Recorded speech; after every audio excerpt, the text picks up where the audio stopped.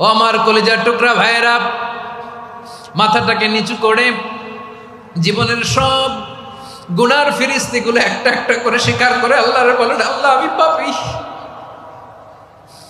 আল্লাহ আমার চেয়ে বড় পাপী এই দুনিয়াতে কেউ নাই, আকাশের নিচে জমিনের উপরে আমার চেয়ে বড় পাপী কেউ নাই। একটা একটা করে আল্লাহ স্বীকার করি আমি পাপী, সব পাপের স্বীকৃতি দিলাম। পৃথিবী না জানুক আমি তো জানি, আমি কি পাপ করেছি, হায় আমার পাপের করলে বিচার, বাঁচার আমার নাই উপায়।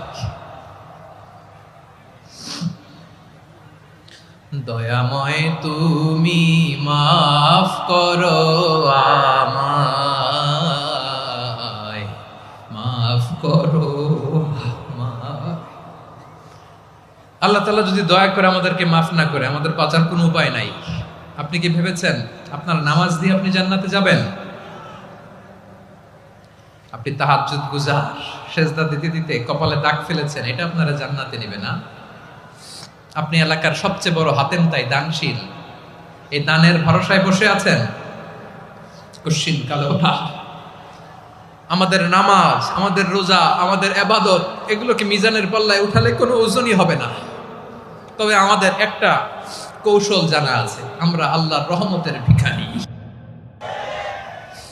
আমরা সেদিন আগেই গুনার স্বীকৃতি দিয়ে দেব।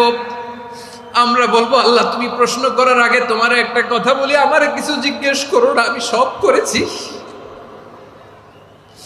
এমন কোন পাপ নাই যে পাপ আমারে দিয়ে হয় নাই। তোমার রহমত দিয়ে তুমি জান্নাতে পাঠাবা, তোমার দয়ায় জান্নাতে যেতে চাই, আমল দিয়ে না। পারবেন বলতে? কিয়ামতের দিন আমরা বলবো, আল্লাহ আমার আমল দিয়ে জান্নাত চাই না, আমি তোমার দয়া দিয়ে জান্নাত চাই। তোমার দয়া ছাড়া আমার কোনো উপায় নাই। কারণ আল্লাহ যদি বিচার করে, বাঁচার কারো উপায় নাই। আল্লাহ যদি বলে ফেলেন তুই এটা করলি কেন, ওখানে গেলি কেন, কোরআনে 1000 বার নিষেধ করলাম তারপরেও এই পাপে জড়ালি কেন, এরকম প্রশ্ন ছুড়ে দিলে আমার উত্তর আছে? বাঁচার কোনো উপায় আছে? রোজ হাসরে হে আল্লাহ আমার করোনা বিচার, আল্লাহ করোনা বিচার, বিচার চাহি না তব দয়া।